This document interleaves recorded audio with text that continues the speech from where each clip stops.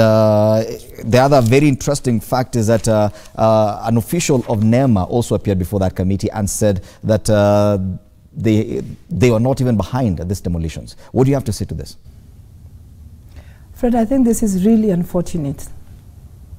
I know I've been talking about in favor of impunity and in favor of fighting corruption, but I'd like to say that this is highly unfortunate. And the reason why I'm saying that is yesterday, as a committee, we did meet proprietors or owners of the UK Mall alongside other proprietors who were also claimed to have built in the riparian area. And I just want to say that the saddest thing about all this, the owner of the UK Mall actually has all his papers right. He has all the licenses, he has all the certificates from NEMA, from WARMA, from Nairobi City Council. He has all the certificates updated time on time. But the president also spoke about this yesterday. He talked about the fact that government officials, yes, have been issuing licenses and approving such buildings, but those licenses and those approvals have been illegal. This is what I'm saying. If I want to put up a building, you have to then tell Kenyans what do they do if they want to put up an investment. Because right now, they know they have to get a certificate from NEMA, an okay from NEMA. If you're around any water body, you need to get one from WARMA. You need to get one from the city or the county. For example, if it's in Nairobi, you need to get one from the Nairobi county. And he has all the certificates, you know? So at what point is it okay for you to believe in the certificates and go ahead and put up your investment? Because we cannot have officials of authorized bodies giving certificates and letting people put up investments worth millions of shillings. The UK guy actually told us that his investment was almost worth 1 billion. So you put up your investment knowing and with the confidence that you are on the right path and you are law abiding, and then it comes to this. It is not fair. But Honorable Khamala, two wrongs do not make it right. If at all you get approvals that are illegal. How do you know they are illegal? Tell me how you can know it's illegal. Fred, where do we turn? It is impunity of the highest order. Number one is that the way we resolve what I would say historical injustices.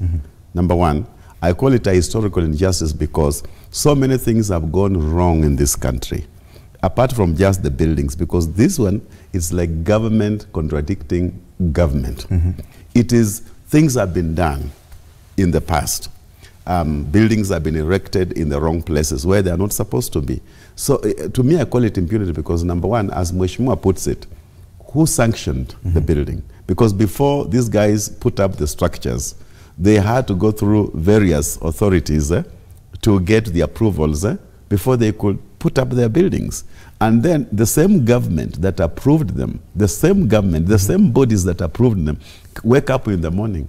Today is when they just woke up to realize that this mall was built where it was not supposed to be built. So they just woke up today. They have not been saying it. Even before the plans were drawn, they didn't know that that land where this building was supposed to be, it was not supposed to be there. It is just impunity in government. You know, Fred, from the relevant documents that were shown, it was a long process. You know, when NEMA and WARMA writes to the owner of Nakumatt UK and says you must do canalization to allow the water from the stream to pass through, and then another letter after inspection, we are confirming that the canals were actually put up and Nakumatt UK has complied, and you are given a certificate of clean bill of health and certificate to go on, you know? So then, isn't this a shock when all of a sudden you have all this and you've abided according to everything that you've been told to do, and then your building is being demolished? And I don't know what it is, but this is not the right way to do it, But who should be held responsible now? Because some of these people, I'm sure, probably they no longer even work for government. No. There was a letter and a document that was read out to us, and one of the WARMA officials was actually sitting there, and he was the one who had signed it. Yes, he was the one who approved it. And he tried to dilly-dally initially and said, no, I didn't know it was Nakumatt UK. I thought it was, we said, you didn't know it was Nakumatt UK. And when the letter was read, he actually says, this is to authorize Nakumatt UK. So what are you talking about? These are just complacent officials. And if you're telling me that this building was always built at the wrong place, then it only means that they could have taken a bribe or they could have done something to shut their eyes and sign. Okay.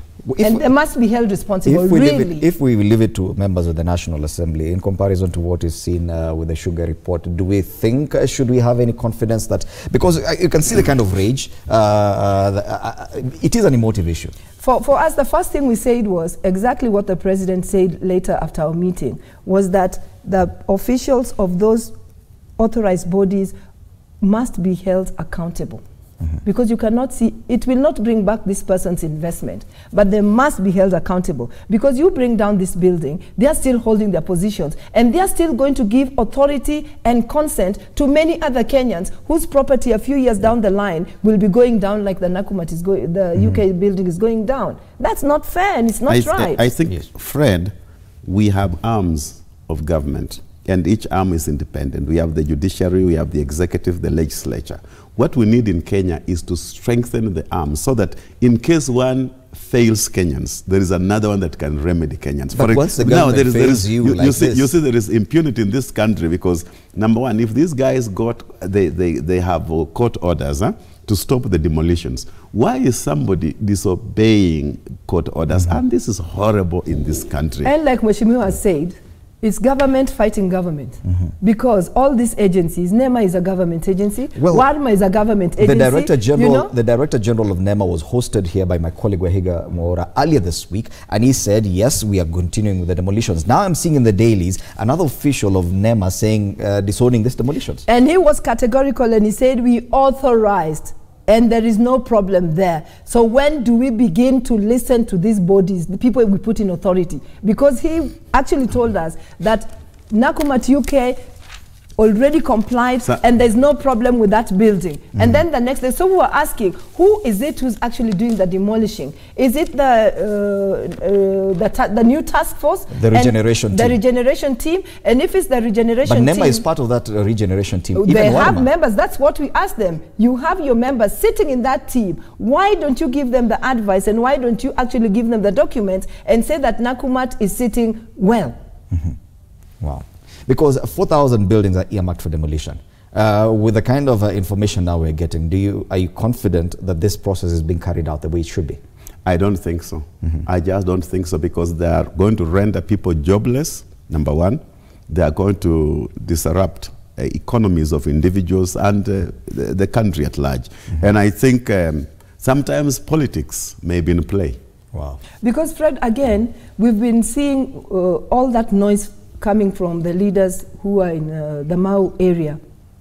I mean, and some people were actually there illegally, had encroached the Mau. I need to see those same leaders also talking about this impunity, because impunity cannot only be impunity if you think it's happening in your area. Absolutely. You know, if it's impunity, even if it's happening to investors like this in Nairobi and you come from a different place, it's impunity. Wow. Absolutely. And this is actually not right. This is not fair. And this is not fair to investors, and this actually is putting our country a little back, because you come and invest thinking you have all the right papers, and then this happens. And Fred, why will I go to court? I mean, why will I go to court if I can go to court, obtain an injunction, and then the authorities, the police and everybody will not respect it? Total disregard. It's horrible. This country, there's just the level of impunity. The owner of the UK Centre produced letters from the National Environmental Management Authority and the Water Resources Authority, WRA, approving construction near River Kabarage. And they confirmed that those are valid letters and they'd given them the go-ahead and okayed. Yes. Whatever they were doing. So then what authority does this new task force have to demolish the buildings? Yes. You know, because they're not the professionals. The professionals are the people, the environmentalists who are actually employed within NEMA and employed within WARMA. Absolutely. And if they give go ahead, so who are these other individuals who can decide? Wow. Now we become almost a banana republic, a failed state that cannot adhere to its own rules. Yes. Fact of the matter is, UK building in Westlands is currently being demolished. Those are live pictures from there. And of course, we'll continue bringing you updates from there. The National Assembly's Environment Committee, of which Rosa Buyu sits, was investigating that the ongoing demolitions and hosted the UK Centre Director Bimal Shah yesterday. You want to continue with the sittings even today? No. Yes, but at least that is an ongoing process in as far as you're concerned. Yes. What's the way forward on your end now? Now that you've seen, you have the facts as a committee, and you're seeing the demolitions going on in the manner in which they're happening. Fred, I don't know. It's making me feel like, could we have done more yesterday to avert this? You know, because now we had all the facts and we saw all the papers. I'm just thinking, as a committee, is there anything else we could have done quickly to avert this? Because remember, even if you're a government out to safeguard our riparian areas, taking a break to find facts is not a bad thing. So I'm just wondering, as a committee, is there anything that would have done yesterday speedily so that we avert this and give time for, but this is just one of the buildings. 4,000 more are supposed to come down. Is there anything that Parliament can do? I don't know. You are as helpless as any other Kenyan or any other tenant or building owner in Nairobi. No, you know, when the owner of this UK mall came and he spoke, we felt the pain for him because he was in such you know, when you don't know, you can't even sleep, you don't know when it's going to happen because apparently they'd not been told when it's going to happen, but they'd heard that it was going to happen. So it's like, is it going to happen? You've run to court, you've done this, you've got all your documents in line, and then you're wondering, when will it happen? And it's not even 48 hours, and it has happened. And like it said in the paper, he actually told us, he actually came with his wife and said he had to come with his wife because he's about to collapse. I don't know if he's collapsed seeing this, but he was really emotional about it. But for us, we're not looking at the emotions, we're looking at the facts. And we were just hoping that whoever is okaying all these demolitions were also going to take a break and look at those facts, because we did point out publicly through the media that there are facts that must be looked at before a building is brought down. And there must be consideration of tenants also, not just owners of the buildings. Tenants who you could have parked your car there, you've just gone to shop, or you've just parked your car there and you don't know that there's going to be demolition because there's been no notice. So you also become a victim of, you know, Fred, I revisit last year when the Supreme Court said we need to go back to an election. The president and his deputy respected that decision and went back into campaigning. That one should have changed the behavior of people in this country. That if the president and his deputy obeyed the court orders, why are we going back? If there is a court order saying we restrict you, don't do this, NEMA and all this task, and who's the task force? Even, I mean, we don't know who they are. Who are they? Are they a lobby group? Who are they? What credentials do they hold?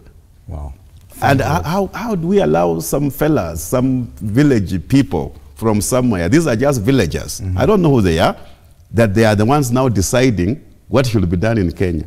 I mean, I pray that I lay my hands on them and get the demon out of them. Final words. Fred, I think Kenya is a great country, and Kenya is a country where a lot of people want to invest, but we must make laws work for us. We must make laws work for us. This is actually going to drive away investors. I'm not standing in for impunity, and I'm not standing in for corruption, but I'm standing in for people who have obeyed the law and done all that they needed to do, or all that is expected of them, and have papers to show that indeed they've done all that they could do. When you bring down their buildings, really you need to tell them, what is it that they didn't do that you still expected them to do? President Uhuru Kenyatta has ordered that for the arrest of officials who gave out land and approvals or licenses for approving these buildings that have been earmarked for demolition, but he says he supports the demolitions. Thank you so much, Titus Khamala, Lurambi MP, Thank you, for even agreeing to come to this panel and discuss these issues, and Rosa Buyu, woman representative, Kisumu County. Thank you so much for your time. Thank you. Daybreak still continues. We'll leave you with live pictures Should from we ask him the to pray UK. for us? He said he's bishop. He said he'll definitely Yes, lay I his am. hands on us. lay his hands on Kenya, and because we definitely need some prayers, we'll leave you with live pictures from the UK in Westlands, where the UK building is currently being brought down. This is Daybreak.